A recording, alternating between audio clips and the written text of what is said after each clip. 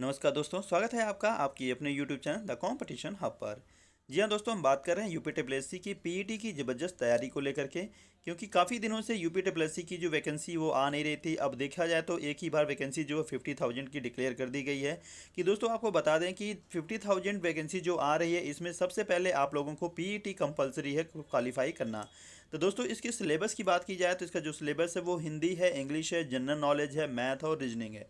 इन सभी से आप लोगों को क्वेश्चन पूछे जाएंगे। और नंबर ऑफ क्वेश्चन की बात की जाए तो दोस्तों वहाँ पे क्वेश्चन जो वो 100 होंगे और आपको क्वालिफाई करना होगा, क्योंकि आपको जो पेट का एग्ज़ाम होगा वो आपको एक सर्टिफिकेट मिलेगा। और ये सर्टिफिकेट जो है आपको 50,000 जो वैकेंसी आ रही है उसमें जो है मेंस में देने का मौका मिलेगा, ताकि आप अपनी एक सीट बना सकें। तो दोस्तों आपको बता दें कि जो सीटों की संख्या है वो 50,000 है और नौकरी पाने का सुनहरा मौका है इस बार। आप लोग इसे जाने मत दीजिएगा, ठीक है। तो हमारे चैनल पे आपको हिंदी की नंबर 1 क्लासेज जो होगी वो टॉपिक वाइज स्टार्ट होंगी।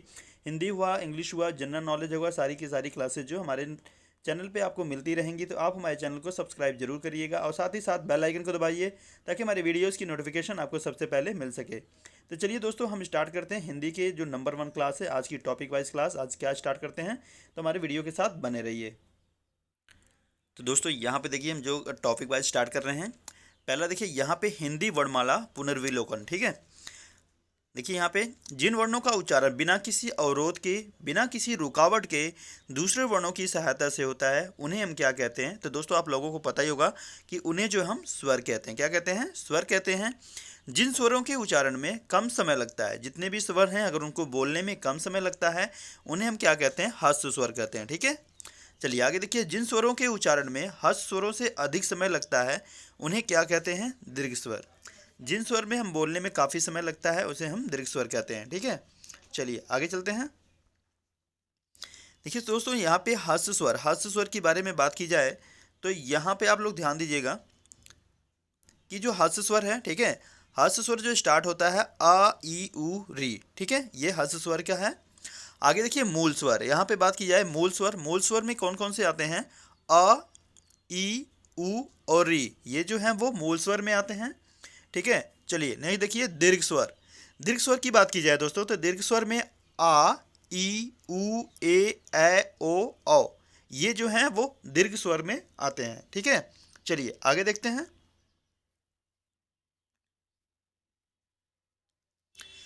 दोस्तों यहाँ पे देख लीजिए आप लोग, यहाँ पे बात की जा रही है,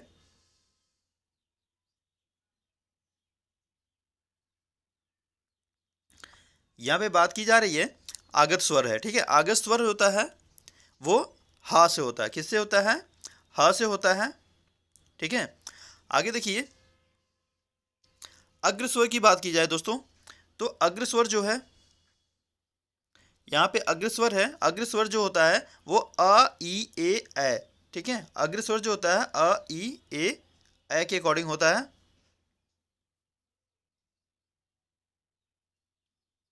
ठीक है। चलिए नहीं देखिए मध्य स्वर की बात की जाए तो मध्य स्वर कौन सा होता है? अ होता है। मध्य स्वर यानी बीच की बात की जा रही है, ठीक है, ये बीच में, तो उसको मध्य स्वर कहेंगे। आगे देखिए पश्च स्वर जो होता है आ, उ, ओ और अंग, ठीक है, इसको कहते हैं पश्च स्वर। आगे देखिए संवृत स्वर, ठीक है, बहुत ही इंपॉर्टेंट क्वेश्चन है दोस्तों। संवृत स्वर किसे कहते हैं? ई और उ को संवृत स्वर कहते हैं। अर्ध संवृत की बात की जा रही है दोस्तों, अर्ध संवृत की बात की जा रही है, तो इसमें ई और उ आता है, ठीक है। चलिए आगे देखिए विवृत, यहाँ पे बात की जा रही है, विवृत है आ ए ओ, ठीक है। अर्ध विवृत को कहते हैं ए, अ, ओ और आ, ठीक है। आगे दोस्तों क्वेश्चन पूछा जाता है आप लोगों से कि व्यंजनों की संख्या कितनी होती है। तो दोस्तों बता दें आपको, व्यंजनों की संख्या जो होती है वो 41 यानी 41 होती है, ठीक है। चलिए आगे देखिए स्पर्श व्यंजनों की संख्या दोस्तों वो होती है 27, ठीक है। चलिए आगे देखिए अंतस्थ व्यंजन की बात की जा रही है। अंतस्थ व्यंजन जो होते हैं वो होते हैं 4, ठीक। उष्म व्यंजनों की संख्या 4, ठीक है। आपसे पूछ लिया जाए कि अंतस्थ व्यंजन कितने होते हैं, तो अंतस्थ व्यंजन जो होते हैं वो होते हैं 4 और उष्म व्यंजनों की संख्या दोस्तों होती है 4, ठीक है। चलिए आगे चलते हैं। यहाँ पे देखिए आगत व्यंजनों की संख्या, यहाँ पे दोस्तों आगत व्यंजनों की संख्या जो है वो होती है 2। संयुक्त व्यंजनों की संख्या वो होती है चार। संयुक्त का मतलब दोस्तों होता है कि ज्वाइंट, जुड़ा हुआ, ठीक है। आगे देखिए क वर्ग की ध्वनियाँ। क वर्ग की ध्वनि कौन कौन सी होती हैं? क, ख, ग, घ और ड़, ये जो होती हैं वो क वर्ग की ध्वनि है। आगे देखिए च वर्ग की ध्वनियाँ, च, छ, ज, झ और ञ, ये होती है च वर्ग की ध्वनि, ठीक है। चलिए आगे देखिए ट वर्ग की ध्वनियाँ। ट वर्ग यानी ट से संबंधित जितने भी ध्वनियाँ होती हैं उसके बारे में बात की जा रही है। ट, ठ, ड, ढ़, ण, ठीक है, ये जो है ये ट वर्ग की ध्वनियाँ हैं, ठीक है। आगे इसमें देखिए कि ड और ढ जो होते हैं इसको भी अलग किया गया है, यानी ये भी ट वर्ग के अंतर्गत आते हैं, ठीक है। चलिए आगे देखिए त वर्ग की ध्वनियाँ। त, यहाँ पे देखिए त वर्ग की ध्वनियाँ त, थ, द, ध और न, ठीक है। त से स्टार्ट यानी त से जितने भी ध्वनियाँ स्टार्ट होती हैं यानी त की लाइन में त, थ, द, ध, न, ठीक, तो ये है त वर्ग की ध्वनि, ठीक है। आगे देखिए प वर्ग की ध्वनि की बात की जा रही है, तो प, फ, ब, भ और म, ठीक है। प, फ, ब, भ, म जो होती है वो प वर्ग की ध्वनि होती है, ठीक। चलिए आगे बढ़ते हैं।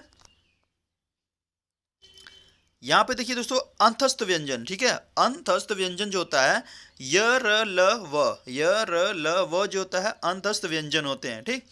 अर्धस्वर, यहाँ पे देखिए दोस्तों अर्धस्वर, अर्धस्वर क्या होता है? अर्धस्वर जो होता है य और व को अर्धस्वर कहते हैं, ठीक है, जो आधा स्वर होते हैं, ठीक। यहाँ देखिए लुंठित व्यंजन, लुंठित व्यंजन क्या होता है? तो दोस्तों लुंठित व्यंजन जो होता है वो र होता है, ठीक है।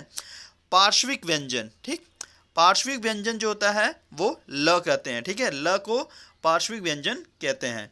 आगे देखिए उष्म संघर्षी व्यंजन, ठीक है, उष्म संघर्षी व्यंजन। तो उष्म संघर्षी व्यंजन में दोस्तों ये सभी एग्जाम्स में पूछे जाते हैं, यूपी के जितने भी एग्जाम्स होते हैं या सेंट्रल गवर्नमेंट में अगर हिंदी पूछी जा रही है तो उसमें भी उष्म व्यंजन के क्वेश्चंस जरूर आते हैं, ठीक है। तो याद रखिएगा उष्म व्यंजन में स, श, स और ह, ठीक है, ये उष्म व्यंजन है। चलिए आगे देखिए उत्क्षिप्त व्यंजन, ठीक है, उत्क्षिप्त व्यंजन, उत्क्षिप्त व्यंजन जो होता है दोस्तों ड़ और ड होता है, ये उसको कहते हैं उत्क्षिप्त व्यंजन, ठीक। चलिए तो दोस्तों ये थे हमारे क्वेश्चंस जो आपको हिंदी के काफ़ी इंपॉर्टेंट क्वेश्चंस हैं, ये वन लाइनियर हैं और आपको इसमें से क्वेश्चंस आपसे पूछे जाते हैं, ठीक है। तो आप लोग याद रखिएगा इस क्वेश्चन को लेकर के कि अगर कोई क्वेरी है तो ज़रूर हमें करिएगा, ठीक है। और आपको जितने भी एग्जाम से अभी देखिए यूपीएसआई का भी एग्ज़ाम आ गया है तो उसके अकॉर्डिंग भी आपको हिंदी के क्वेश्चंस पूछे ही जाएंगे और आपकी पीईटी की क्लास जो होगी इस पर काफ़ी हेल्पफुल होगी, आपको सारे क्वेश्चंस आपको इस पर मिलेंगे, तो आप इस वीडियो के लास्ट तक बने रहें, ठीक है दोस्तों। तब तक के लिए bye bye, take care, thanks for allot.